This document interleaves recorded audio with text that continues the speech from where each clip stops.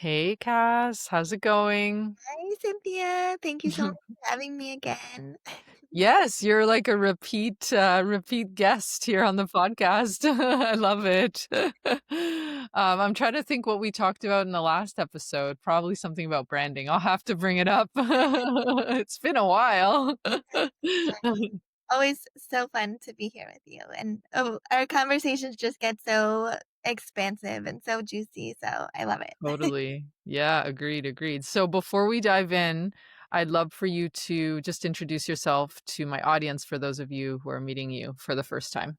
Sure. So I'm Cass or Cassandra, whatever you choose. I am the intuitive brand mentor and designer at Wild Dreams Marketing. And I love working with female entrepreneurs who have like a strong, deep mission and bringing that into their brand and their business. Awesome. Yes. Yes, I've worked with Cass. We've known each other for a while now. Mhm. Um, but I think that all the energetic work you do on top of the branding is just so important, especially for female entrepreneurs and founders because we work with our energy so much more. I mean, obviously there's guys out there who do too, but I feel like we're so much more inclined to listen to our intuition and Absolutely. our gut, and we need service. So I wanted to go there first, and then I know we're going to talk a little bit about like e-commerce, but I feel like when I talk to a potential client or another brand, they're kind of shocked when I talk to them in a way that's like, okay, you're a business owner, you're a human, what are your dreams and goals? And they expect it to be such a robotic transaction. I'm curious if you have like that experience too sometimes. Absolutely. I think like the first conversation that I always have with people is asking them their why and what prompted them to start this business or what led them here, because usually there's a story behind it. Like every single woman or man that I've worked with has a story behind it, and that's what I love to hear more. Yeah. And when we finish up that call, they're like, you asked me nothing about branding. You didn't ask me about fonts. You didn't ask me about colors. You didn't ask me about anything. I was like, I know. That's the point. Like, I wanna get to know you first behind the brand, and I think Yeah, that that's what makes my process so unique is getting that from them first, right. hearing their big vision and their big goals, and how can I help them, like, almost, like, organize that in a way where they don't feel all over the place, because Mhm. I was told that for so many years, like, "You're all over the place," until I Oh, learned that my human design yes. seriously.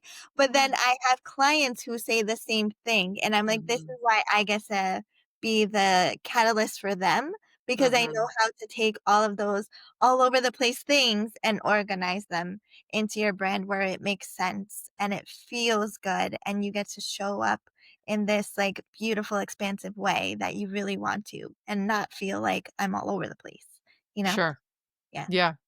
Yeah, and I think the learning there is you get to hire people. I mean, it sounds obvious, but I need to say it as like a service provider. It's you get to hire people you feel good working with.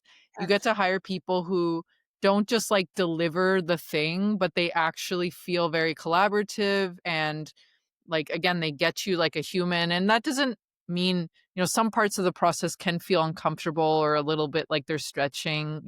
We stretch our clients to do things maybe they wouldn't usually do, Mm. but it should feel also comfortable, I think, definitely.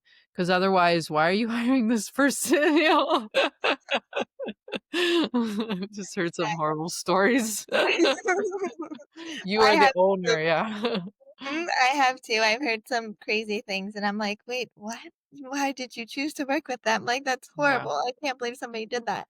So, like, for me, it's all about integrity, and I think Mhm, that integrity. from the very first consultation call, I think that people can really feel that from me, Mhm, is like, I really, really am so, like, that's, like, my number one thing is mhm. integrity, like, rooted in integrity fully, Yeah, because I've had the experience of when people weren't, and unfortunately, it happens, but at the same time, I learned that that was, like, number 1 in my business, and I think sure, people feel that from, like, the very first phone call or the very first email that I send over to them, so sure. I Yeah. love that, yeah. Yeah, so I'd love to also talk about this idea also, like what you're saying with storytelling and how we're living in a time where, especially for e-commerce brands, there can be moments, where it can feel like it's very crowded, and I'm curious how you've guided some of your e-commerce businesses to stand out, right, in this during this time. Right. I think what you said there is like storytelling. There Everyone has a story for something, right? This is the reason why we start our business, whether we're a mom who wants to start a new line of skincare because during pregnancy your skin was not great and you had like redness in your skin and you didn't want to put any chemicals in your body, so you found a way to create your own skincare line, Mhm. right? So like there's always a story behind something, and I think when you want to stand out in a crowded market is share that story, share the Yeah. story behind why you created what you created.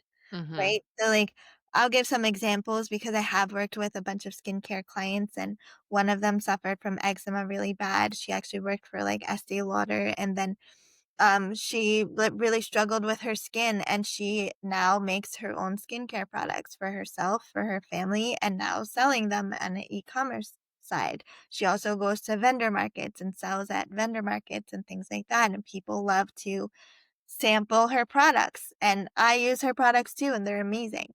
So, like, things like that, and she has the story behind it. She tells the story of how she struggled with skin growing up with eczema and for her kids, and she didn't want to put chemicals on her kids, that kind of thing, right?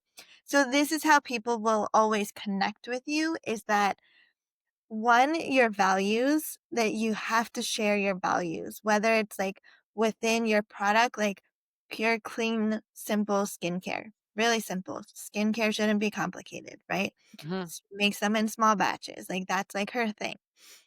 So really rooted in your values, sharing your story behind the product. Like, what is the story behind it? Why did you create it?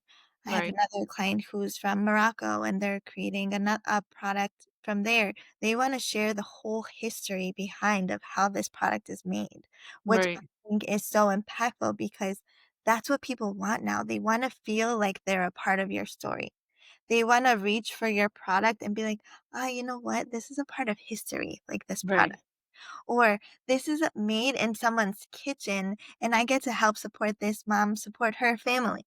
Right? Right. Like, when you go to purchase that product. So there's stories behind every single thing, and we just need to be, I'm gonna say courageous enough to share those stories because I Yeah. know that a lot of people think like my story doesn't matter. I'm just a mom making skincare in my kitchen, right? Like you think that your story doesn't matter when in fact it really does touch somebody's heart. Right. And that's how you're gonna find the right people who are going to align with your products is when you share those stories and you share those values behind what you're offering. Yeah. Yeah. I love that, and we connect with the story, right? We connect with the human on the other side, Exactly. and, that's what unites us and brings us together, and, I think that storytelling is also what makes brands interesting, right? And what differentiates them from maybe the bigger brands. I mean, all brands have stories. Um, every single brand, has a story created. But I think, if you're a small, medium-sized business, you can lean more into your personal story.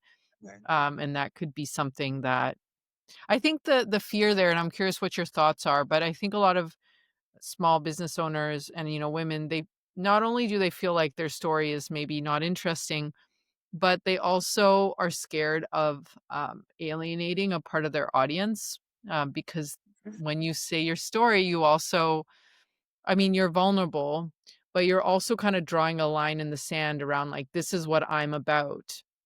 And I'm curious what your thoughts are on that.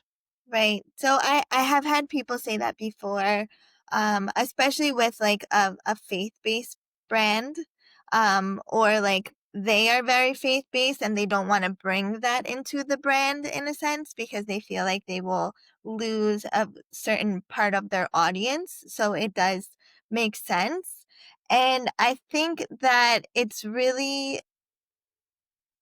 a it's hard to say, but it's I think more so like a test of like your own intuition and what you feel comfortable with. Because if you are, let's say, like a faith-based entrepreneur and you want to launch this product, but you don't want the product to be so like faith-driven because you feel like that will lose a big part of your audience. You can still have those values within you and be the driver with your faith and with your brand and have that as your core foundation and that's in everything that you do, but your brand on the front facing side, like your actual product or service, it doesn't have to represent that. You don't have to put it Yeah. so in their face, right? Does that Mhm. make sense? So Yeah. I think it's really a test of like your own intuition, your own integrity, your own intentionality of what you're bringing behind the brand and really being rooted and embodied in that. And then when you put your product or your service front facing, decide, do I actually want to go towards the faith based route or whatever it is to you, obviously, but do you want to go that way or do you want to target it towards everyone? Right? Mhm. Um, most times though, and I'm sure you've experienced this too with SEO, of course, and marketing. Um, when you try to market to everyone, you are talking to no one. So Right. like this is where you really need to get clear on the type of people that you want to attract and the type of people you want to call in. Like Yeah. I've experienced it for myself and I was actually really surprised when people started talking to me about spirituality when I was like in my own spiritual world. And I'm like, wait, you know about crystals too? Wait, you pull cards too? So like when clients would start to talk to me about that, I'm like, oh yeah, of course, because I'm so rooted in it for myself, then of course I'm going to attract those people in, Right. whether I know that about them or not. Does that make sense? Right. Yeah. Yeah. Hmm. Yeah, I think there's a lot of and there's nothing wrong with it, but I agree there's a lot of recommendations around becoming like an influencer and like showing your face and there's a lot of studies that show, we just tend to relate more to faces. Hmm. But I agree with you if you don't feel like it's your calling to be like the front woman of your brand, you can hire models, you can hire, there's ways to show a human face without it being your face and then the intention and the values and the branding is what resonates through what you do.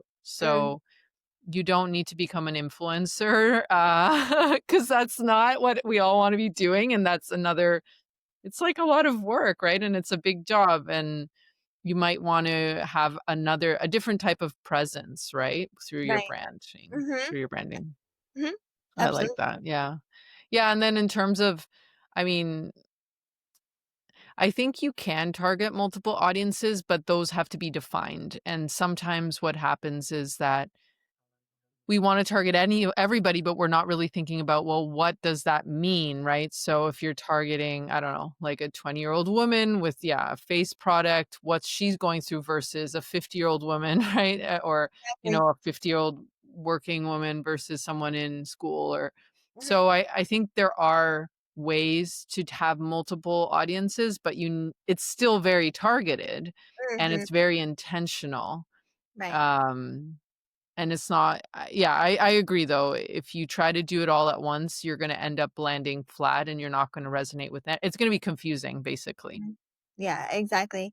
And I mean, like, there's nothing wrong with having multiple products and Yeah. gearing each product Mhm. Of course. to markets. Like, if we're talking about products in e-commerce, it's the same thing with a service-based business. Like, you might have a special offer for an e-commerce business, and you might have a special offer for a service-based business. Sure. Like, that's what I do. Like I have my brand and website design for e-commerce and then I have brand and website design for the service-based business because Sure. she's not going to need as much on her website or for her back end as the e-commerce side.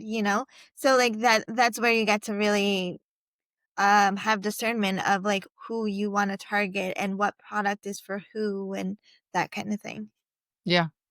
Yeah, it makes a lot of sense. I think it's hard to see our own businesses sometimes too, and we just have this thing like, well, it's for everybody, and it might be.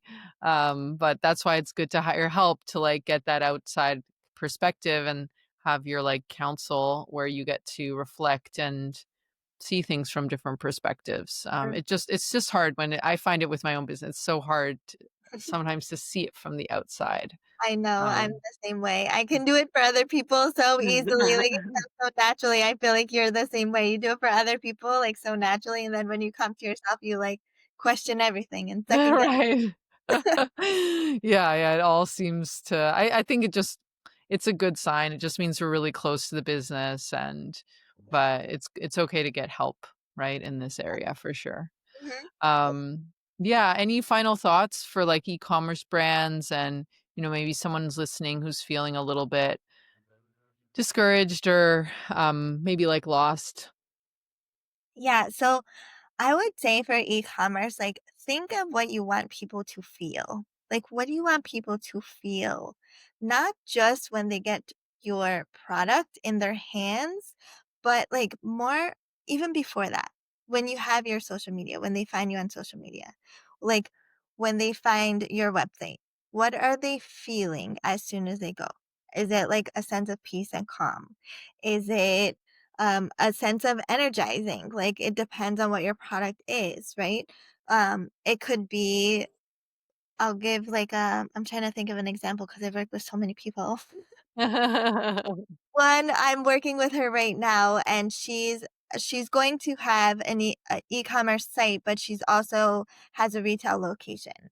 So I think of things like how can we bring that almost like that retail experience of when you walk into a store and you smell like the candle burning or the essential oils in the diffuser, and you walk in and you're like, "Oh my god, it just feels like home," or "It Right. feels like peace as soon as I walk into the store," and it makes you want to explore the products even more. It makes you wanna stay in the store longer. It makes you want to, like, touch things and see if they feel the same way as when you smell, like, that candle that's burning, right? So, like, you're walking into an experience. So how can we take that and bring that online?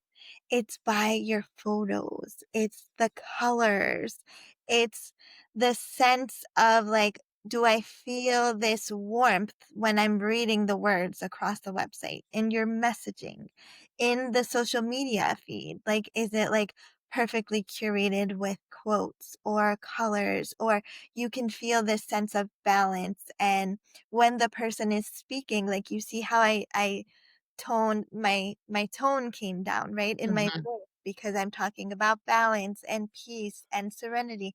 So when you're going on live, let's say, or you're making a reel, maybe you want to tone down your voice a little bit. Maybe you want like a nice nature background, things like that, where it feels all cohesive, but Yeah. your brand tone and your brand voice is consistent. And Yeah. people are feeling that. And people are feeling that sense of connection. And then they go over to your website, and your website reflects the same thing. So they know now when I get that product, I wanna feel that. I wanna feel that sense of peace. I wanna feel that sense of serenity or whatever it is, right? So Right. I think that that's, like, really how we can kind of bring that all together, like, full circle, if you will, Yeah. uh, and really create this, like, brand that somebody immediately recognizes, like, "Oh, you know what? That brand is gonna bring me that sense of peace. I never wanna stop buying that product," whether it's like a lotion or a candle, because Yeah. now I know every time I smell that candle or smell that lotion on my skin, I'm gonna feel that sense of peace, right? Yeah. Yeah. Yeah, and that's branding. When you hook on and we all have that experience of brands that are like just we have loyalty to them. We will defend them, right? When they make mistakes or, there's just brands where I mean, I've definitely follow a few brands where it's like anything they launch, I want it. Like, I don't even almost care what they're launching. So, yeah, remember, especially with e-commerce brands, of course they're buying the product, but it's so much more than the product. They're buying a lifestyle, they're buying a feeling, like you were saying. Mhm. And that is branding, and that's the power of branding. And it does take, I'm sure you know this better than I do. Like, it can feel like sometimes it takes more time to stop and really decide, okay, this is what we're gonna do. And then Mhm. obviously like tweak and learn like over time. But you need to really commit, because if you try to change it, then that creates Right. disloyalty. It's confusing, incohesive. So you have to really decide for yourself, what am I going to stand for? And you probably already know that, but you have to like, decide it, come and then work with Cass to like bring it to light. And then commit to that and don't veer off, and then find hobbies and other ways to, because I'm like you too. I'm multifaceted, Mhm. and I'm trying, sometimes you try to put everything in one place and one brand, and it ends up, yeah, it's too much. Yeah. I mean, I've experienced that for myself where you try to put out like, "Oh, I'm gonna do another, course," or "I'm gonna do a mastermind," or "I'm gonna do this," or "I'm gonna do that," and I Yeah. was trying to just, like I lost myself for a little bit Mhm. there, like, this, Yeah. like, disconnect, and I'm like, "No, you know what? You're really freaking good at branding and websites, like, do that, stick with that, and that's it," like, so, like, I really narrowed down my offers, and that was Yeah. the one thing. I still love, like, my little mentorship sessions and, like, Voxer sessions and things like that, of course, but they're really just, like, rooted in branding and, like, the offers and the products and that kinda thing, 'cause that I can do, like, with my eyes closed, and it just feels like flow to me, you know? Yeah. So, like, Yeah. that's what you're saying is, like, don't stretch yourself, like, come back to your core, like, come back to, Mhm. like, what you're really, really good at, what you're really, really passionate about, and, like, lean on that Yeah, first. focus on that. Yeah, for sure. Yeah, yeah. I love that. So where can people get to know you more and hang out with you? Sure. So you can always find me on Instagram at wild_dreams_co, or my website is wilddreams.co. And yeah, Amazing. you can book a consultation call whenever you'd like, and we can get to know each other and chat up a storm because that's what Do it, everybody. Yeah, she's great, and um, just even to get some ideas, and it's just sometimes nice to, I don't know, get someone else to look at your branding and to look at your website, to look at your to hear about your vision, because I think we also need help reconnecting with our visions. We start, at least I have this experience, like when you start, you're like very clear, and then you kind of lose track, and you're like, what, why was I starting this? And you need that accountability and maybe like a mirror to like help you. Okay, this is what I'm about. exactly. That's exactly what it is. It's like getting to be that mirror for somebody else and helping them see how impactful their vision is, you know? Hmm. Yeah, I love that. Well, thank you so Thank you much. so much, Cynthia. This was great.